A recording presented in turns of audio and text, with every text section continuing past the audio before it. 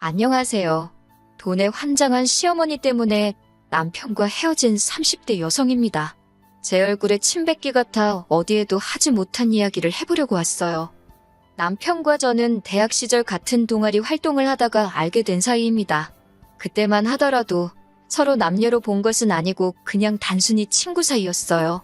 그러다 남편은 군대로, 저는 졸업을 하면서 자연스레 연락이 끊어졌고요. 그런 남편과 다시 마주친 건 그로부터 몇 년이 흐른 후였습니다. 좋아하는 작가의 강연이 있어서 참석을 했는데 거기에 남편도 왔던 거지요. 남편이 저를 먼저 알아보고는 아는 체를 해왔고 저도 모처럼 대학 시절 친구를 만나 반가웠답니다. 그리고 이후로 저희는 급속도로 가까워져 금세 연인 사이가 되었고 얼마 지나지 않아 결혼 이야기까지 주고받게 되었지요. 처음 결혼 이야기가 나왔을 당시 남편은 모아놓은 돈이 5천 있었고 저는 모아둔 돈이 9천 있었어요. 말이 나와서 말이지만 남편이 모은 돈이 제 예상보다 많이 적어서 좀 당황스럽더라고요. 저보다 늦게 사회생활을 시작했다는 건 알고 있었지만 그래도 이렇게 모은 돈이 차이가 날 줄은 몰랐으니까요.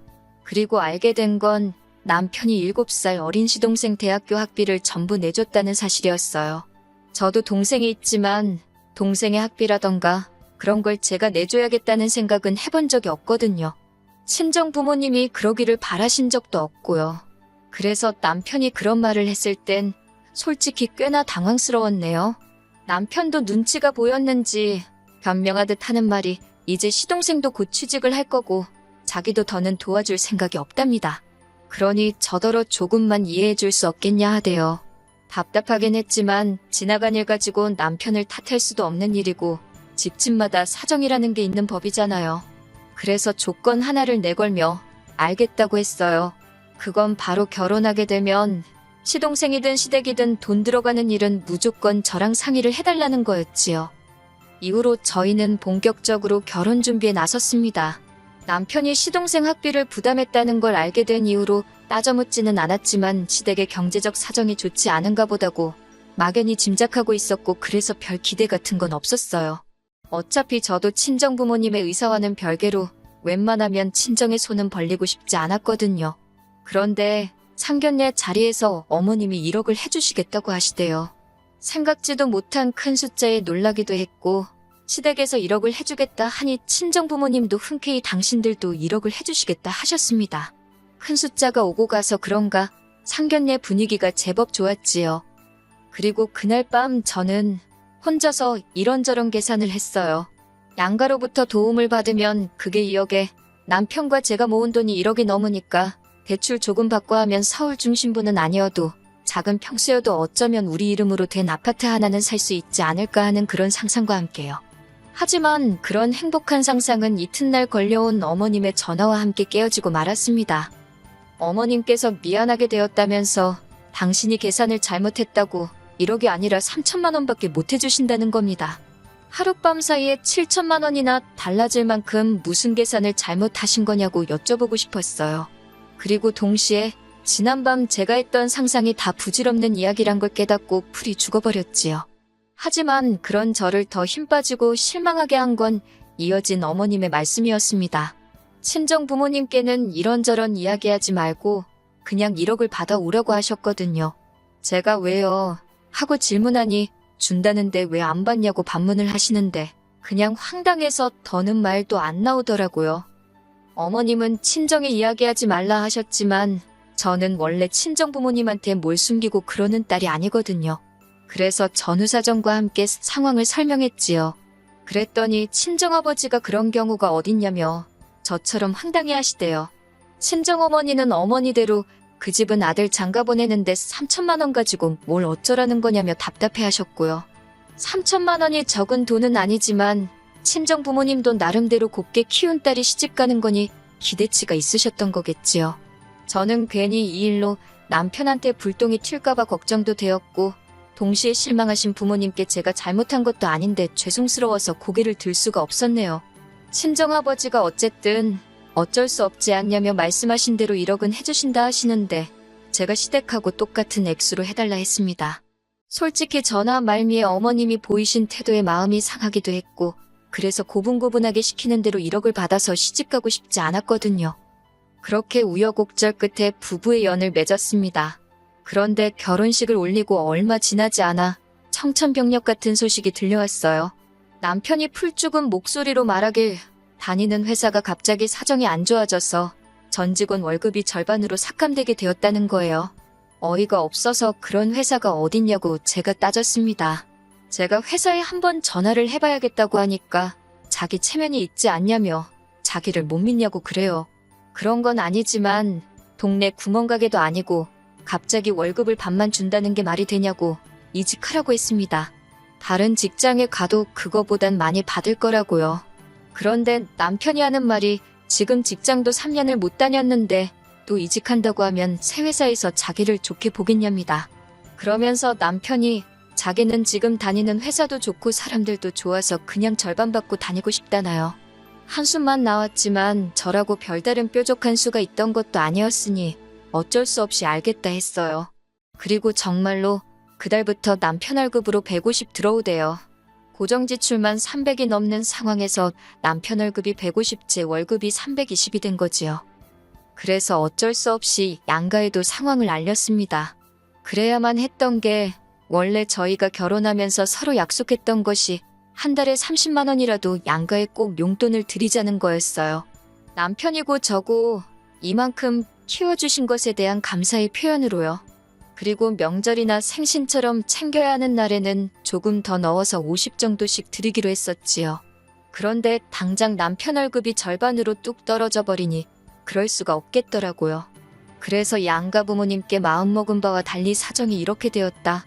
죄송하다고 말씀드렸습니다. 그런데 여기서 양가 어른들이 보인 반응이 참으로 다르더군요. 일단 친정에서는 저나 남편이나 많이 속상하겠다면서 당신들은 괜찮답니다. 그리고는 저를 따로 부르시더니 돈 가지고 남편한테 스트레스 주지 말라고 신신당부를 하시대요. 하지만 어머님께서는 그래도 주기로 한 건 달랍니다. 당신 주변 사람들은 자식들이 해외여행도 보내주고 성형수술도 해준다는데 저희는 30만 원도 못 준다는 거냐면서 서운하고 창피하시다나요. 그리고는 제가 입고 있는 옷은 얼마짜리냐, 옷 사입고 가방은 사들고 외식은 해도 시부모 돈 주긴 아깝냐, 내가 아들 키운 값이 한 달에 30만 원도 못 받는 거냐 하며 나오지도 않는 눈물을 쥐어짜내시며 일장연설을 늘어놓으시더라니까요. 그러면서 저더러 그러니 시집 올 때 친정에서 1억 받아왔으면 대출도 덜 받아도 됐을 거고 그러면 지금 이런 소리가 나왔겠냐 면박을 주시는데 정말이지 어처구니가 없어서 뭐라고 대꾸를 해야 할지도 모르겠더라고요. 하지만 그래도 할 말은 해야겠다 싶어서 어쨌든 이해 좀 해달라 못 드린다 해버렸습니다. 그리고 그날 집에 돌아와 남편하고 크게 싸우게 되었어요. 남편이 어머님 말씀이 일리가 있다며 이 상황이 제 탓이란 쪽으로 몰고 갔거든요. 뿐만 아니라 어쨌든 장인 장모님이 안 받는다 하셨으니 시댁은 그대로 드려도 괜찮지 않겠냐고 절 떠보기까지 하대요. 그러니 싸움이 안 날 수가 있나요? 제가 남편더러 그렇게 용돈 드리고 싶으면 대리를 하든 배달을 하든 나가서 돈을 더 벌어오면 될 거 아니냐고 아주 악다구니를 썼답니다. 그리고는 또 이래저래 몇 달의 시간이 흘렀습니다. 남편의 월급은 150에서 변화가 없었는데 그중 100 정도가 가정을 위해 쓰였고 남은 50은 차량 유지비에 식대에 모해서 남편이 쓰는 카드값이랑 비슷하게 나왔으니 솔직히 제 입장에선 남편이 100을 가져다 주는 거나 다름이 없었지요. 그리고 고정지출이란 건 늘면 늘지 줄지가 않잖아요. 그렇다 보니 저는 매달 월급에서 200 이상을 가정에 쏟아부어야 했고 그러다 보니 제 손에 남는 건 100만 원 남짓이대요. 사는 게 빠듯해지니까 나중엔 과일 하나 사 먹는 것도 고민하게 되고 아이를 갖는 건 언감생심 꿈도 꿀 수 없더라고요. 하지만 저는 그 모든 게 가증스럽고 사악한 생쇼에 불과했단 사실을 알게 되었습니다. 남편 월급일이 27일인데 27일 저녁이 되도록 남편 월급이 안 들어오더라고요.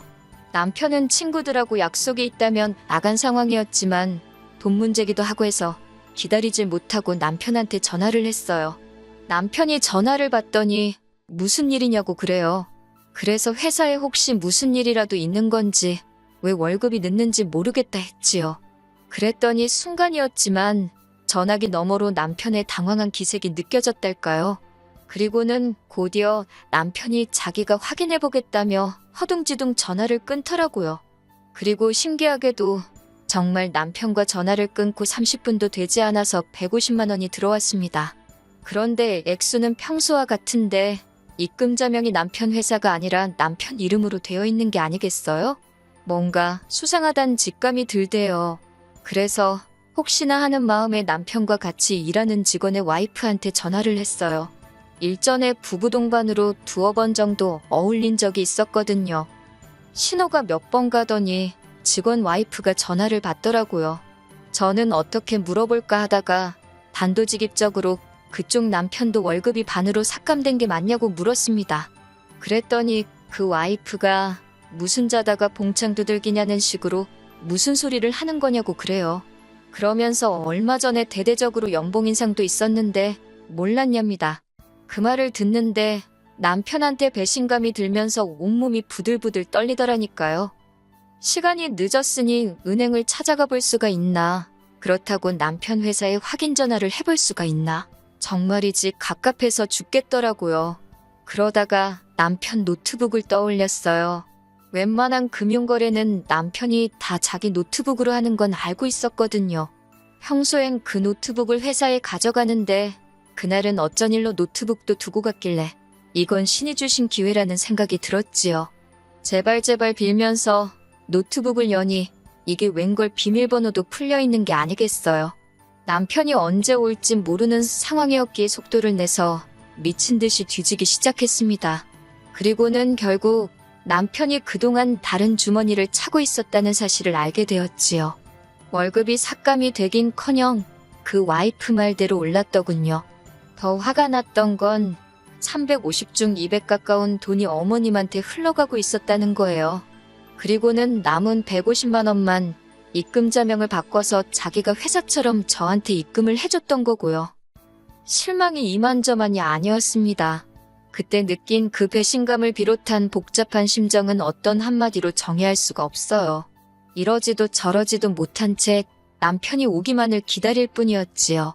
그리고 자정 가까운 시간이 되어서야 돌아온 남편에게 말없이 노트북을 갖다 줬네요. 화면에는 남편 통장거래 내역을 띄워서 말이지요. 그러자 남편 얼굴색이 울그락불그락 하더니 왜 남의 노트북을 마음대로 보냐고 적반하장으로 화를 내는 게 아니겠어요. 그런 건 솔직히 전혀 신경 쓰이지 않았지만요. 저는 남편에게 왜 이런 짓을 했냐고 물었습니다. 내가 그동안 얼마나 고생하고 스트레스 받아 하는지 옆에서 다 보지 않았냐고, 미안하지도 않았냐고 물었지요. 그랬더니 자기도 그러고 싶지 않았는데 어머님이 그러라고 했답니다. 어이가 없어서 어머님이 왜 그런 짓을 시키시냐고 하니까 남편이 잠깐 주저하더니 그러니까 시집 올 때 장인어른이 1억 주신다는 거 그냥 받아왔으면 좀 좋냐고 그래요. 어머님이 남편더러 제가 동기한 줄 몰라서 준다는 돈도 마다하는 애라며 이참에 돈이 얼마나 귀한지를 가르쳐야겠으니까 시키는 대로 하라고 했답니다. 제가 쪼들리다 보면 결국 친정에 손 벌려서 남은 7천도 받아올 거라 그러셨다나요. 남편 이야기를 들을수록 어머님은 뻔뻔하고 염치도 없고 돈만 밝히는 여편네란 생각이 들었고 남편은 그런 어머님 때문에 제 뒤통수나 치는 쪼다무지리처럼 느껴지대요. 결국 듣다 못한 제가 남편한테 꼴도 보기 싫으니 이 집에서 나가라 했습니다. 그러다 생각해보니까 어차피 혼인신고도 안 되어 있는 마당에 뭘 시댁에 가 있어라 친정에 가 있겠다 할 이유가 없더라고요. 그래서 남편한테 그냥 이쯤에서 헤어지자 했어요. 신뢰가 산산조각 난 이 시점에 어떻게 같이 사냐고요. 그러자 남편이 그동안 안 갖다 준 월급 다 가져다 줄 테니 저더러 화풀 납니다. 실소가 나오더라고요. 됐다고 너 다 쓰고 부자 되라 그랬어요. 이후로 며칠 동안 남편과 실랑이가 있었습니다.